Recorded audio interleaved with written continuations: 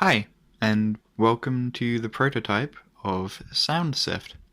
So here we start off in the onboarding process. So this is the view that brand new users will see the first time they open the app. So here we've got a pretty standard sign-in screen, as you don't want it to be too otherworldly and uh, not what people are used to, otherwise that can just turn them away. So it needs to be something quite inviting and familiar. You'll notice at the top there is a squiggly bar, and that shows your progress through the onboarding process. So let's go through here. So it starts off by asking the most crucial information needed to use the app, because I don't want to overwhelm new users with 1,000,001 questions straight away. If they want to add more later, they can, but right now the necessities is fine. Next, because this app is all about being able to work alongside your existing music streaming service, there's an option here to link that. So the user can link whichever one they use, so the app will know when it needs to open anything externally, what app it needs to open it in. So from next, now it asks the user to select up to 10 music genres that they consider their favorite. This can be changed later, but here it's just a way to really kind of get the ball rolling on what kind of music to show the user on the homepage. But yeah, this can be changed later, and if they don't want to add any, or if they only want to add a couple, then they're more than welcome to. Next is it. So you're all set. The bar at the top is complete, and pressing next again will take us to the home page.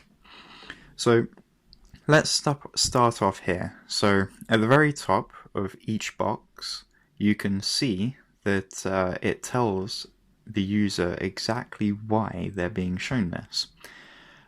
So at the top it says that this user, Lillian Tucker, has been listening to this song. And in this case, in this scenario, Lillian Tucker is a friend of the user account. So yeah, your friend's activity can appear here if they want you to see it.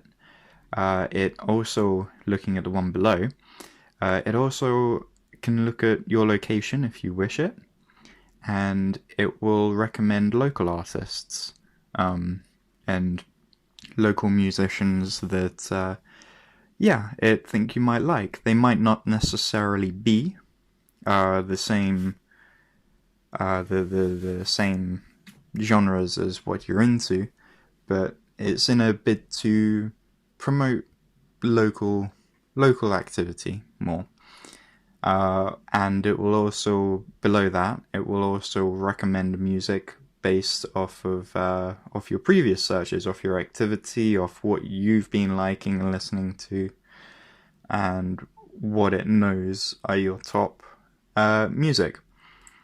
And yeah, that's the basics of what is shown on your home screen. So from there, you've got quite a large album cover. This is because it's I feel it's quite important to make this a visual activity, a visual app.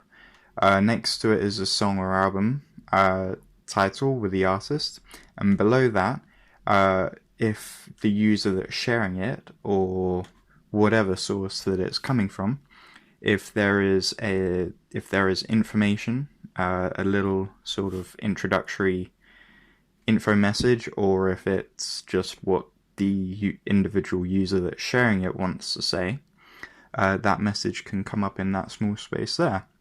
And then at the bottom of each post, this is the kind of bread and butter of this entire app. So starting from the left, you've got the play button. When clicked, it opens up a small mini player at the bottom, so the user can carry on scrolling through the rest of the music, and if they decide whilst they're listening, hey, I really like this, and they can like it, or they can add it and share it. And if not, all they need to simply do is pause it or just swipe it away. Then next along is a smiley face, which is the like button on this app. So when interacting with it, you'll see it changes color and the face changes slightly. From there, we have an add button. This will add to your lists. And finally, on the very far right, is a share button. And this will let you share it with other users. We'll go into these more later. And yeah, so that is the basics of the homepage. So should anyone wish to look at more about that album, or get more involved with it, all they simply need to do is tap on the album art, and it will take them to the album page. So again, here at the very top, you can see the three basic elements: the like, add, and share. And the play button has been replaced simply with a back button, which would return you to the previous page. But instead, when tapping on a track, that will play that track. Like I said, this isn't meant to replace a streaming service, it's meant to work alongside. So the actual playing abilities are bare bones, but for good reason. So from here, you'll notice that the album cover takes up quite a lot of presence, again, because of the visual nature. And from here, the user can interact with the album cover. These are suggested by the little arrows you see just under the album art, and these tell you which direction the album can be interacted with. So from there, you can either tap on the cover or on the arrows, and this will show you what interactivity features are available. So opening this, you can see it opens up the album as if it were a real album in a transition that is faithful to how it would have been. And simply sliding across, you can see the full width of the page, and you can go back and forth. And then clicking that same arrow again, we can see the back of the page. And if you'd like to read what it says on the back, all you need to do is pinch and zoom like you would with a regular photo or anything else that you use on your phone. It zooms into a full screen view, and you can read and look at exactly what it says and everything that's going on. And then from there, you just simply need to pinch and zoom back out, and you're back where you were. And this interactivity feature is quite robust in that it can use just about anything. So in this album, for example, whilst it does open out in a regular or quite a traditional gatefold way, it also folds out again here, you can see. And again, the transition is faithful to how it would look in real life if it were unfolded and refolded. And again, should the user want to look in, pinch and zoom, and they can see everything in proper detail, high quality, that you wouldn't get anywhere else. So looking down, scrolling down even, you'll notice the album information at the top becomes minimized onto the top bar, allowing you to continue to scroll and look at the rest of the tracks. And then at the bottom is a bar here that says similar albums, and this can be transitioned between similar albums, albums by the same artists, and reeditioned songs, which basically means that if someone else has made another version of any of the songs in this album, then they will appear there. So you can find any different kind of covers or versions or whatever you'd like to see that is linked with particular songs from this album. And this will work in the same way as what you'll find later, the search feature, where you can scroll through the album and it will tell you what it is and pull out ever so slightly as if it were a real album. But yeah, so going back to the top, it maximizes the album, and then clicking the back button takes you back to the home page. Okay, so next, let's go on to that search feature. So at the bottom, you'll find 4 options. You've got home, search, social, and account. Moving over from the home to the search button, you'll see this comes up. At the very top, we have a search bar. Works like a regular search bar, but when tapped, the user's personal music history will appear, what they've searched up prior, if they'd like to find it again, that will appear here. And if they'd like to search up a user, a specific friend or someone instead of music, they simply need to tap user there. Going back to the main search page, you'll see this is split into 2 options. You have either genre or mood. So if you're not quite sure quite exactly what you'd like to listen to, but you're in the mood for something calm, then you simply need to select calm, and you'll find music that matches that mood. Going back to genre, this will house the top 10 genres that the users specifically said that were their favorite. So this will give them the easiest access to the genres that they like the most. And if for whatever reason they want to listen to something else, then they simply need to tap more genres at the bottom, where it will expand to other genres that they can explore. So going at the top here, selecting pop, will take us right to this screen. So here, you'll see there are 2 sliders at the top of the page, as well as a back button. So the first slider at the top helps you select between sub-genres. So it starts off with all pop, which we're currently on, and then you can go more direct and more specific if you'd like, to something like synth pop, or you can stay as broad as you like. That's the beauty of this search feature, is that you can be as specific or as vague as you like and you'll still get results. So underneath is your filter. So you can either search by recommended, so what the app thinks would be good for you. Select newest, so you'll find the newest music first, most popular, or random. So from there, scrolling down, you'll notice this all pops up just a little bit and tells you the artist and the name of the album.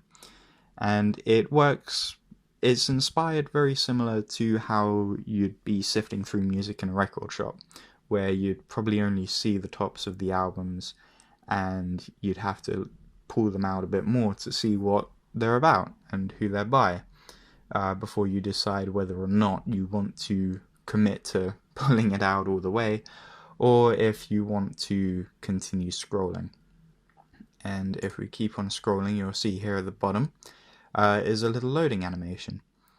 So this will show when the app is loading more to be added. But scrolling back up, if we select an album, it will open up the album here. And again, this looks exactly like the Boney M album that we just saw. Same kind of layout and everything, so it can become very familiar and very known by the user. And again, they can interact with the album art however they wish. So this one simply flips forward and backwards, but you can still look into it all the same.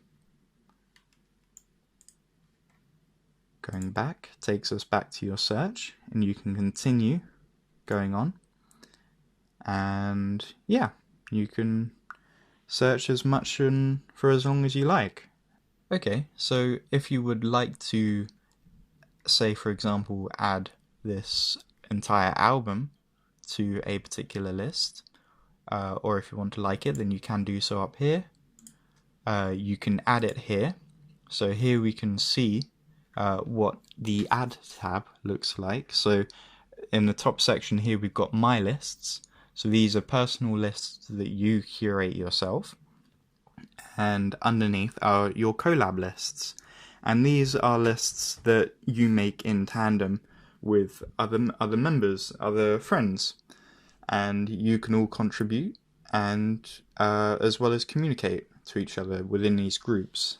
At the bottom is a link to open to the artist's page, so that from there, if you want to buy merch or tickets or just learn more about them, then you can directly learn about them there. Then in the middle, you've got open in Spotify, but this would be replaced with whatever your specified streaming service is. Or if you want to add it to a new list, then you can select create new list. And from there, you can change the color of the list, the name, the description, if you want it to be visible to the public, and if you want it to be collaborative. Going back, on the final button is share. Tapping that will appear a search bar where you can search for friends, or you've got your friends list right here, and you simply need to select who you want to send it to, and then click share at the bottom right. If you'd like to copy the music and share it through an external source, then you can copy the link on the left and drag it back down, and that's it, done. Moving on, next we have the social page. So here you'll see there is a search bar at the top where you can search for chats in messages and users if you'd like. At the bottom right is a bright orange button with the speech bubble and the plus symbol. This is for if you want to make a new chat with a new user that isn't already existing. So from here you can look at the chats that you have, and the ones in bold are the ones that you haven't opened yet. So you can also see the album art of what is being talked about most recently at the moment on the right, and tapping on these will again bring up the mini player, and you can listen to what's being talked about. So tapping on a user will open up the chat, and here you can see what they're saying and what you're saying. And again, you have, it's all in a very familiar layout. You have the play, like, add, and share. And by the like buttons is a little icon where you can see which users have liked that post. And that is because in the collaborative lists, it can be quite confusing to know who's liked what. So being able to simply see their icon and see who's liked it, that is a lot more helpful. So from there, if we want to like this message that this person has said, simply like it like so. If we want to respond, tap message and we can write in whatever we want as our response, and then click send on the bottom right, and now they have our message. Going back, you'll see that some of these, instead of having user icons, they'll have colors, and they'll actually be the titles of collaborative lists. And here you can select them and talk to other people in that collaborative list. You'll also see at the top there's another button with the music note, and tapping that will show you a list of all the music that has been added to your collaborative list. So from here you can see who said what in an identical format and layout, and here, if we want to add our own music, we need to add the music note just to the left of message, and this will open up the search function, and from here we can search whatever we want and find whatever we want to add and share.